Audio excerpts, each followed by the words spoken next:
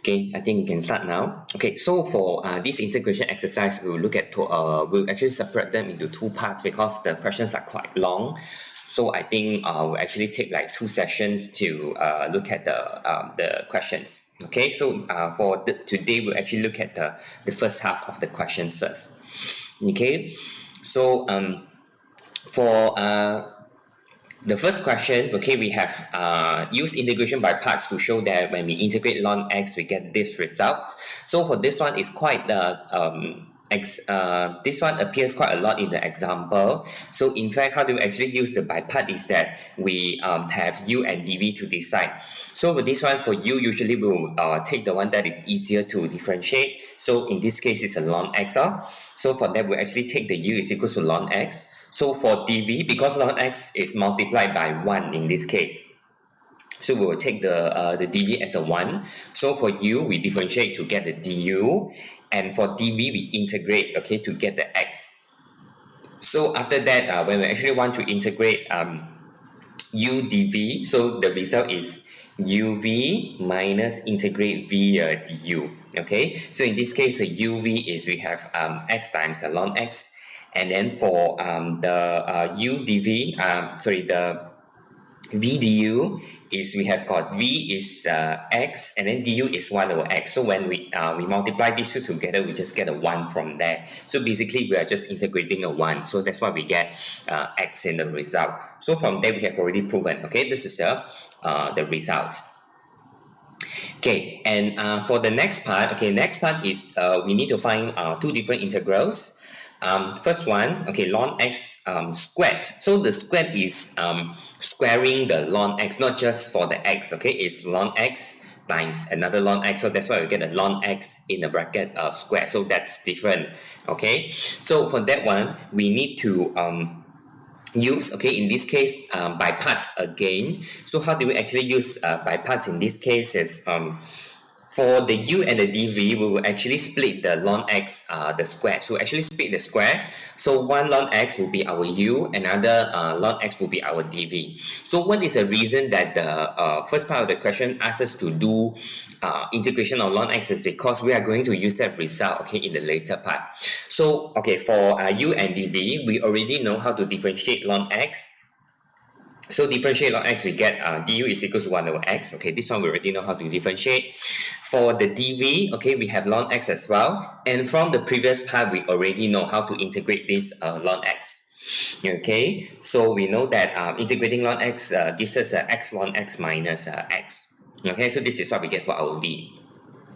Okay, and later on, okay, what we need to do is we need to use by parts. So we have got integrate ln x whole thing squared, the x is uv. So we have this u to multiply by this v. So that's why we get these two terms. Okay, and we have to minus, okay, integrate v du. So v here we have got two terms.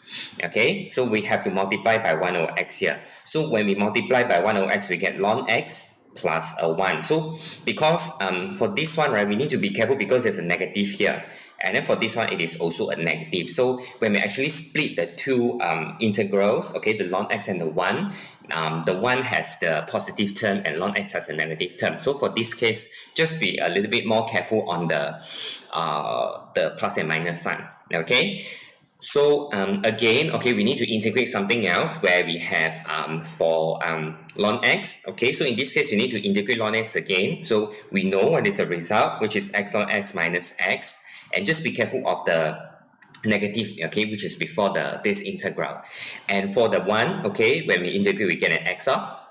Okay, so tidy up the things from there. Okay, we'll actually get the result. Okay, which is like this. Okay, so that will be for the part A.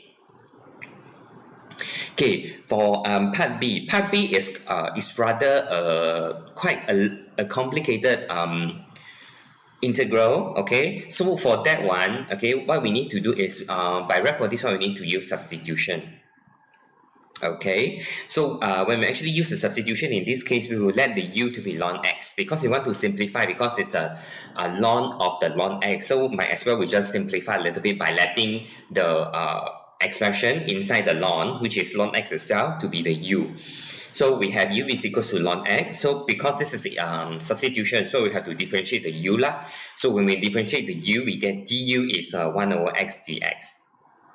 Okay, so after that, okay, we actually get quite a nice result, because what we have is we already replaced this as u. Okay, the ln x is equals to u, and then the good thing is for the rest, which is like 1 over x ln x here, is actually our du. So this whole thing here, okay, already become the du, and then for the term that we have here, it is just a ln u.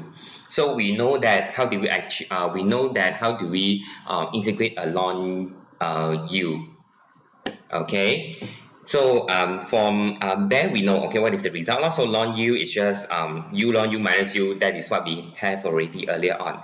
So for the u, okay, we need to replace it again, okay, by the ln x, because we are integrating in terms of x. For that, okay, we just substitute back what we have for the u, and then just be careful a little bit on all the brackets.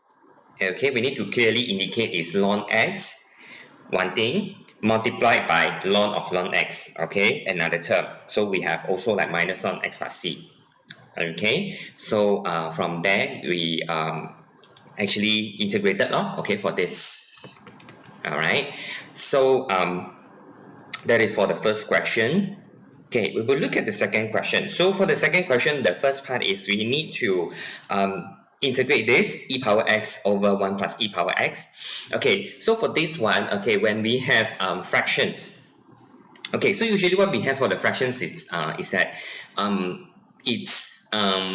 there are a lot of possibilities. Okay, for fraction, usually it will end up with a ln, or sometimes a fraction we can actually do like partial fractions, and then when we do after we do partial fractions, we will actually end up with ln as well. So for this one, okay, when we have fraction, we will check, okay, whether are we able to get the numerator when we differentiate the denominator.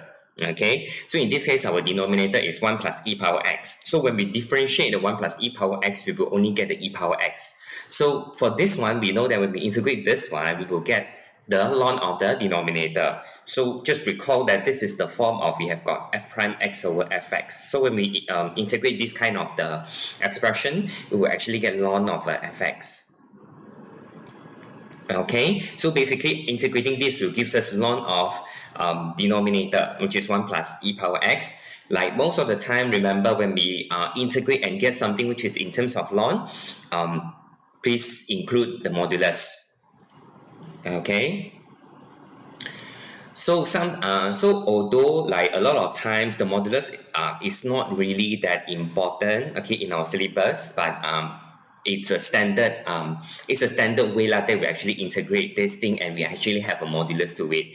Okay, although for most of the cases, I would say like 99% of the cases, we won't actually end up with a negative number inside there. So no matter how, we still have to include the modulus there lah. Okay, just be careful of this one. Keep this modulus. Okay, so okay, for part B, so hence evaluate the this integral from when we integrate from 0 to ln 3. So for this one, we already have integrated this expression. Just that now it is definite integral. They give us limits. So basically, you just evaluate, okay, the limits. So when we actually evaluate the limits, okay, just sub in the values for the ln 3 and the 0 inside lah, basically.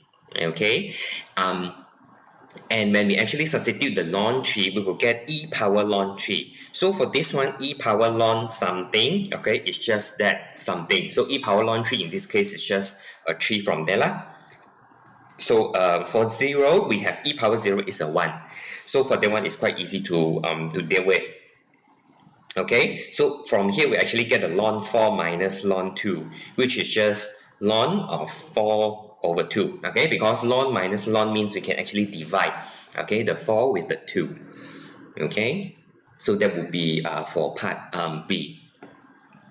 Okay, so we look at the second part. So the second part is they already gives us a substitution, so it's quite clear there. And we need to find the integral for this expression, but it is squared. Okay, so no matter what is the substitution given, so always give the value But here there is no value given, so it's okay. We just have to differentiate the u with respect to x from there lah. Okay, for the substitution. So for the substitution, what we get is we get the du is equal to e power x dx.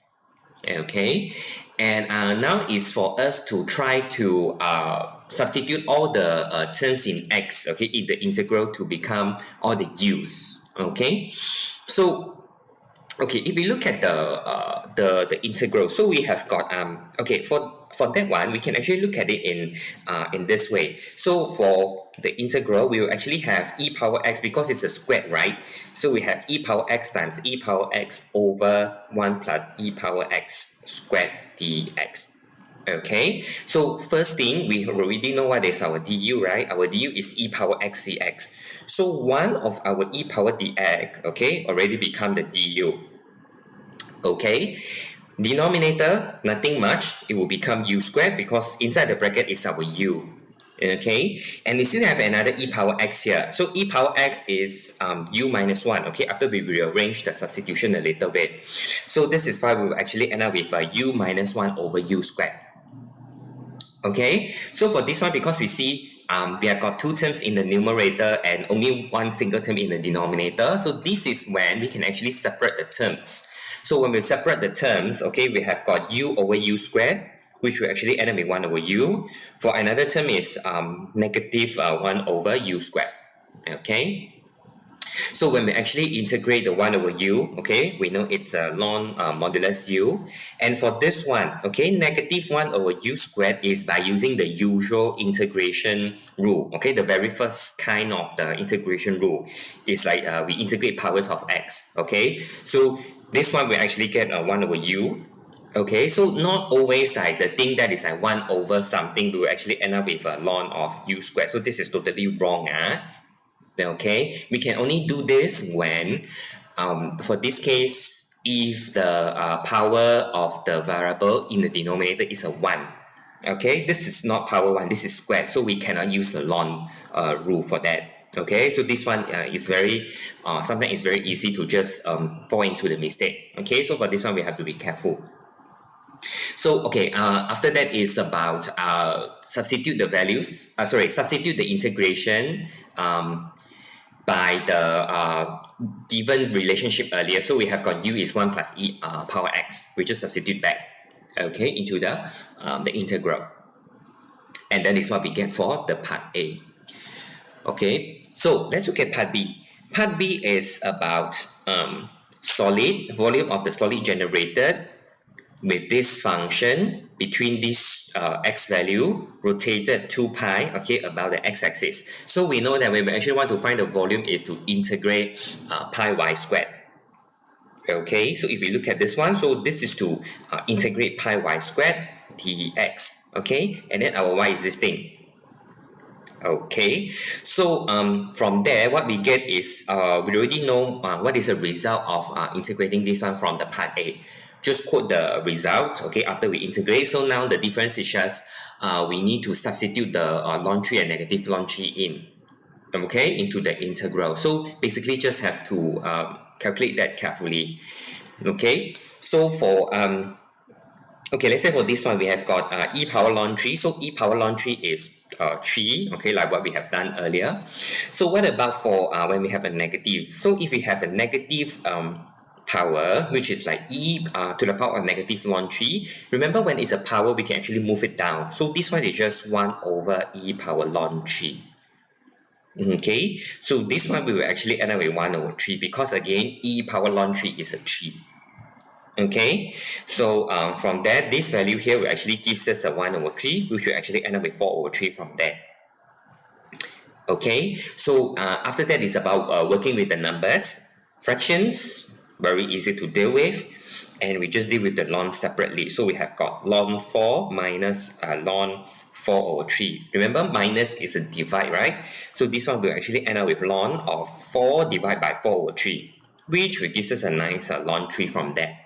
Okay, so this is why in our answer we have got a ln 3, and then not to forget about our pi, okay, because they are asking for the volume of the revolution for the area lah. Okay, so this is actually what we get from the second question. Okay.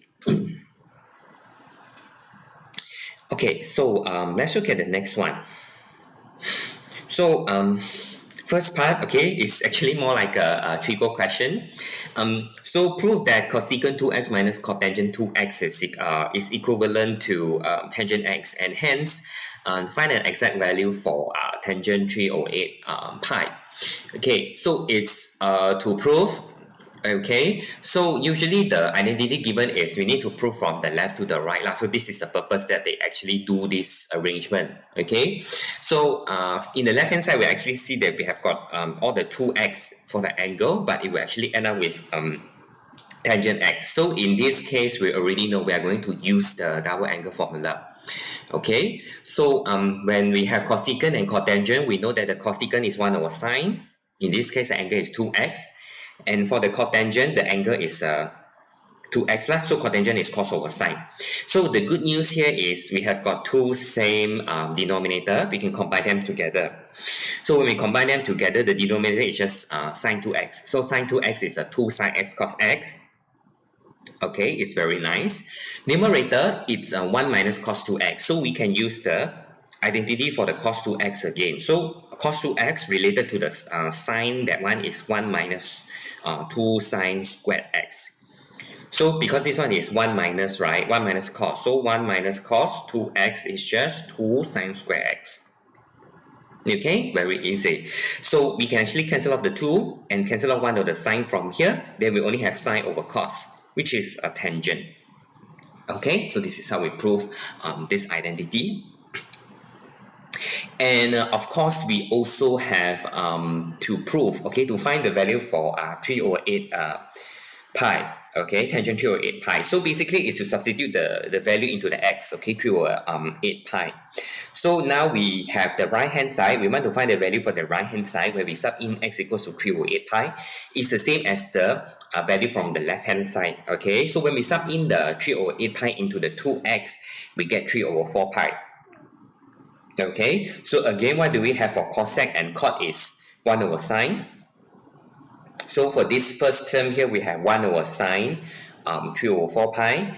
The second term is we have got 1 over tangent, 3 over 4 pi. So we can actually use the calculator easily to get root 2 plus 1. Okay, so again, they need exact value. Okay, so that's for the first part.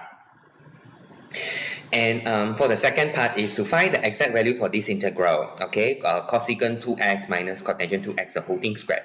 So because usually what question, how do they ask question is, usually we will have to use the previous result to do the second part, okay. So it's quite obvious that we do not know how to integrate the terms like cosecant and cotangent, okay.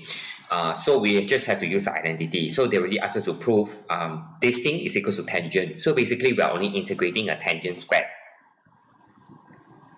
Okay, so we are only integrating a tangent squared, but we do not know how to integrate a tangent squared. Okay, so like the usual ones are like we have got tangent squared. So tangent squared we need to use the identity, which is 1 plus tangent squared is equal to secant squared.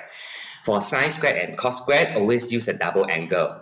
Okay, so these are the things that we need to know now. So all the like sine squared, cos squared, and tangent squared, we cannot just integrate directly.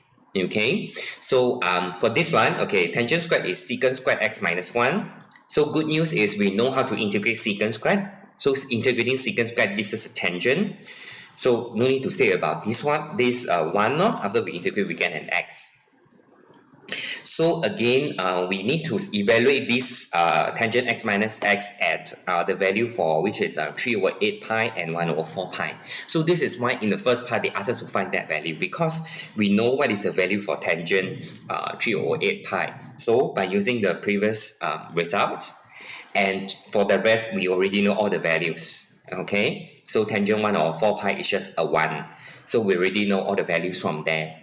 Okay, so by tidying up, we should be able to get this value from there. Okay, root 2 plus 1 over 8 pi. Okay, so that would be for the third question. Okay, so let's look at the next one. So next one, okay. Using the substitution x equals to u squared minus 1 or otherwise show that we have got integrate this thing, it's going to give us ln of a very ugly stuff. Basically this one we need to take a little bit of time because we already look at the marks, it's 10 marks. It's quite a lot of work to do. But don't worry, okay, we just have to do the things carefully because the substitution is already given anyhow. So okay, what we need to do from that is first, since the substitution is given already, so always differentiate that.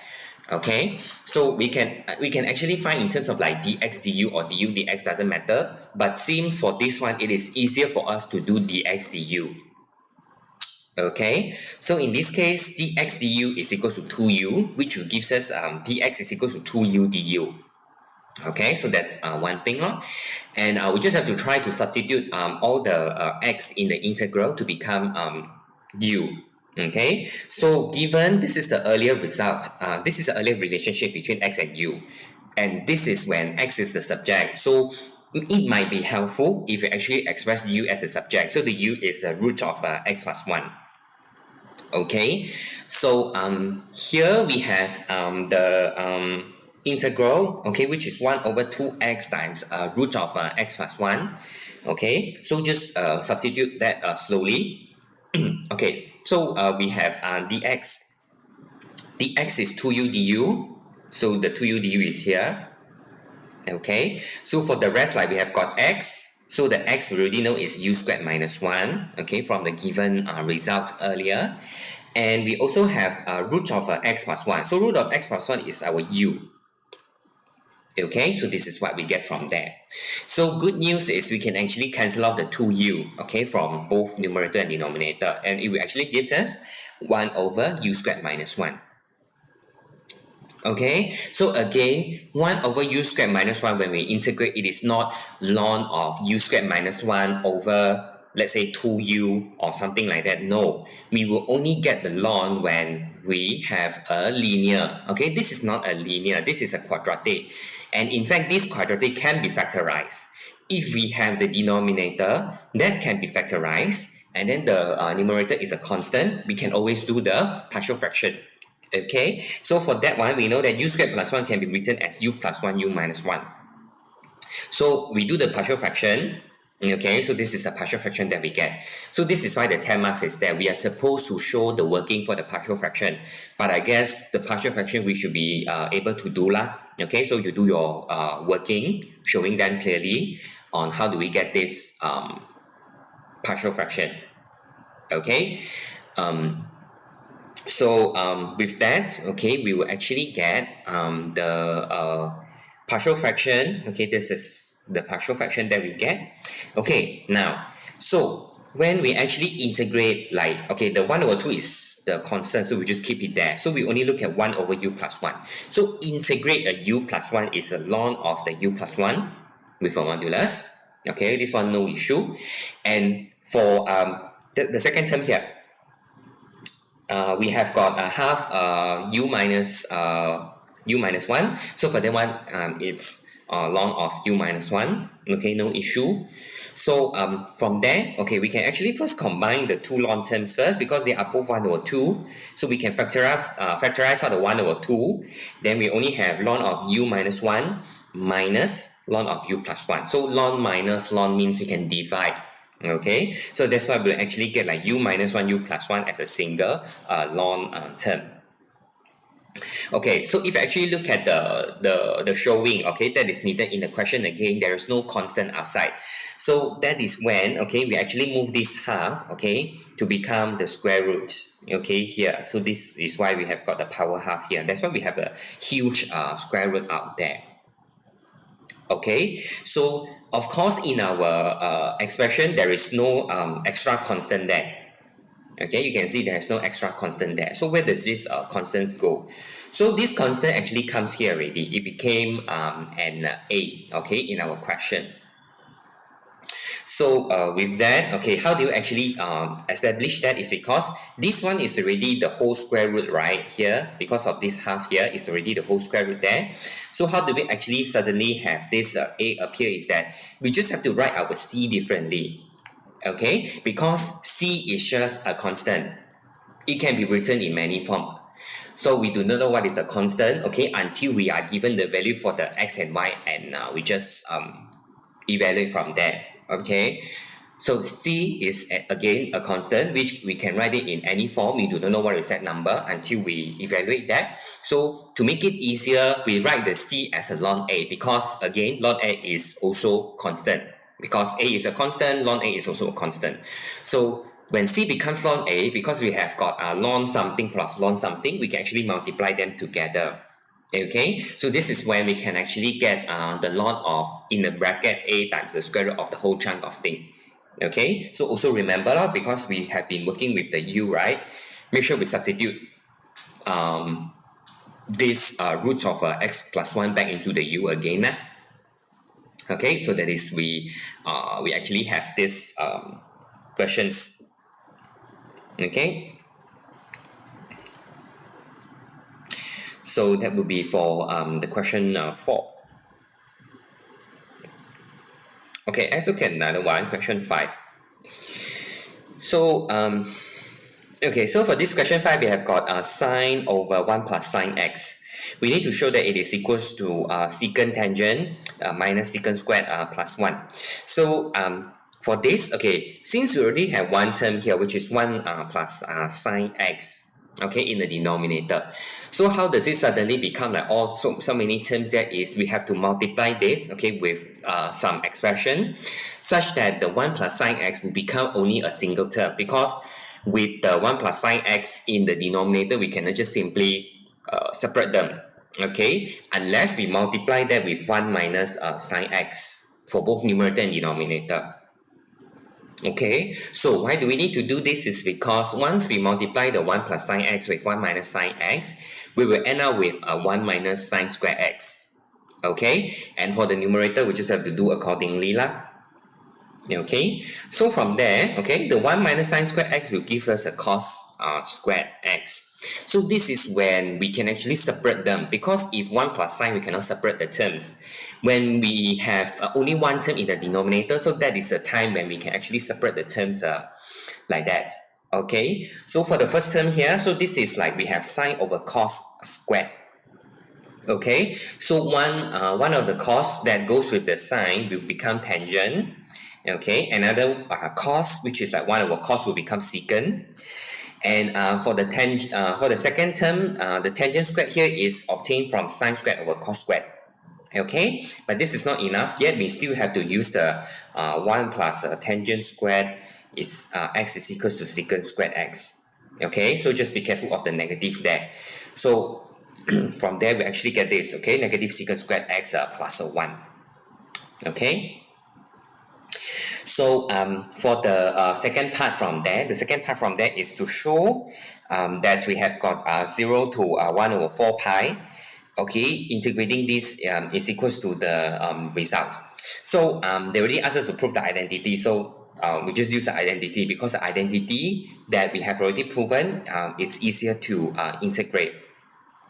Okay, so for the first term, secant x tangent x, okay, after we integrate, we get the secant x. Okay, so for the secant squared, we know when we integrate, we get a tangent. This one can be found in the MF 19. And we also have the 1, okay, when we integrate is equals to x. Okay, so for this one, I need to say something that, okay, for if you actually look at the list, the formula list, right, the integral, okay, because there are two parts in MF 19, right, so for your case, you have like differentiate part and the integration part, right. So for this one, they never give the result of integrating secant x tangent x. So if you only look at the integration, you do not know how to get the secant. Okay, when we have secant x tangent x, if you look at the integration, you do not know. You will only know this result when you look at the differentiation part. So in the differentiation part, there is one secant x. So when we differentiate the secant x, we actually get secant x tangent x. So this is where we know that when we integrate secant x tangent x, we get the secant. Okay, so this is we cannot just look at the integration part. The result, okay, came from the differentiation part. Okay, so make sure we really know how to use our formula list lah. Okay, So after that, okay, so after that is we have got all the results already. Basically, the part after that is just substitute the values. Make sure we really show the working. It's good for us to always check and minimize the error as well. So work with the values, and this is the thing that we will get lah. Okay, for the expression.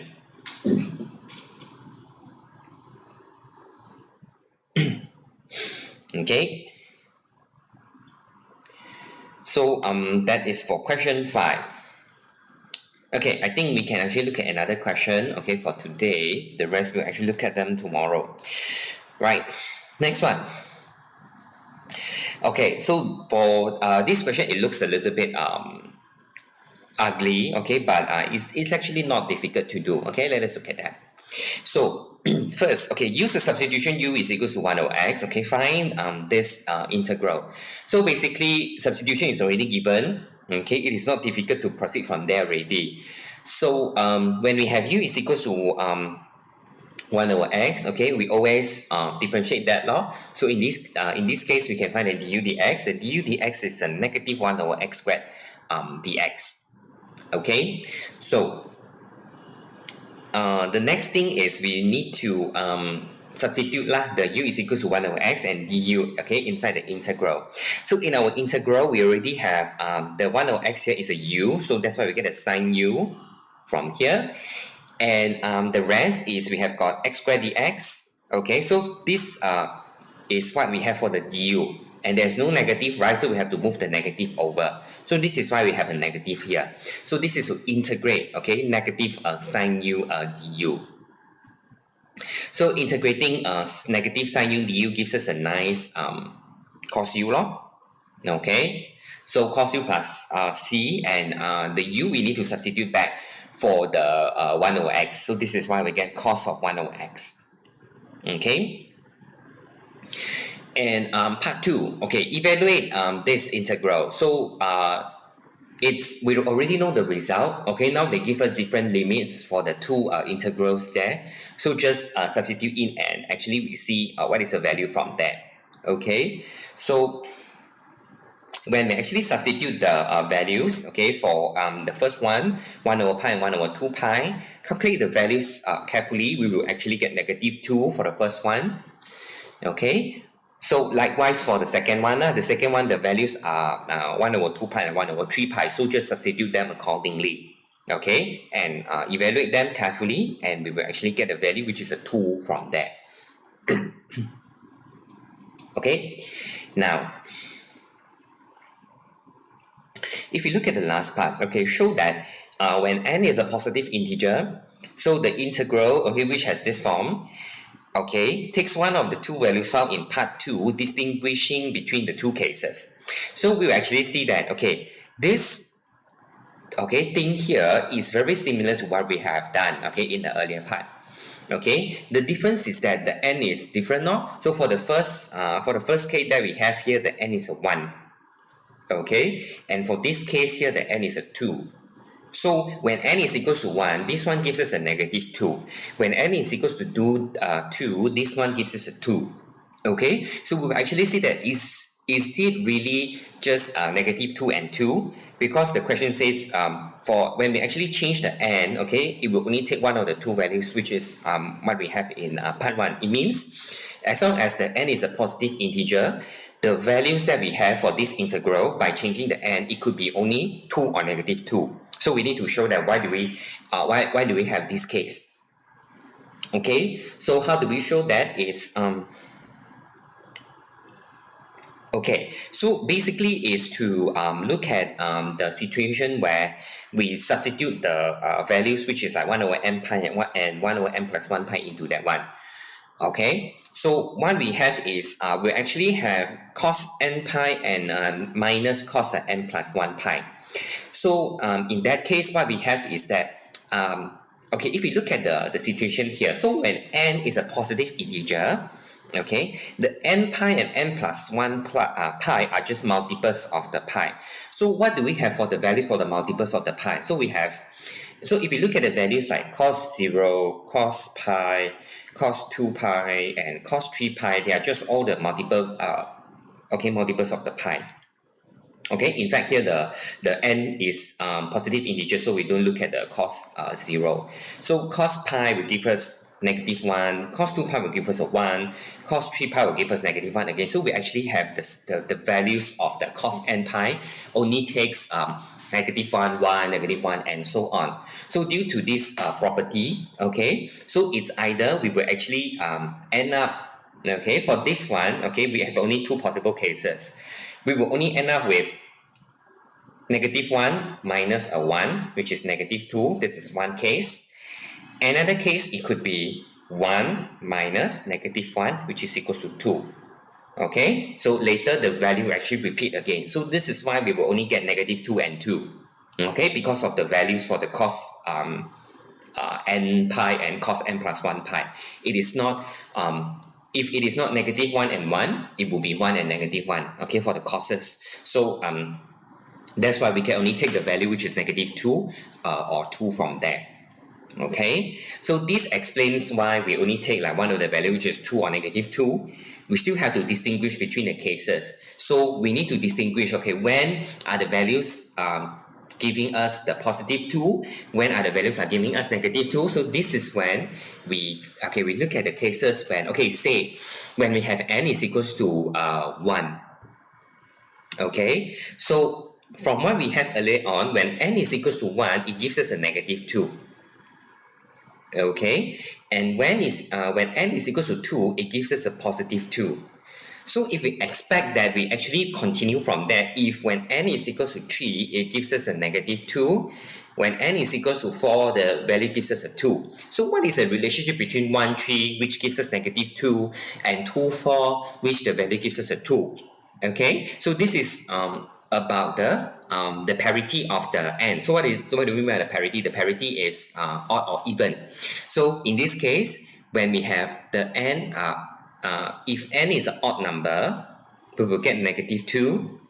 If n is an even number, it will actually give us a 2. Okay, so this is how we distinguish in between n is an odd and n is an even number. Okay, so as a summary, when n is odd, the value for the integral is -2. If it is even, the value is a +2.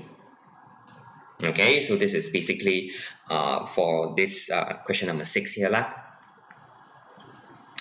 Okay, so the rest of the questions we will look at them tomorrow, okay, during our lecture hour lah.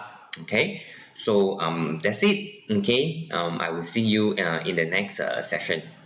Thank you.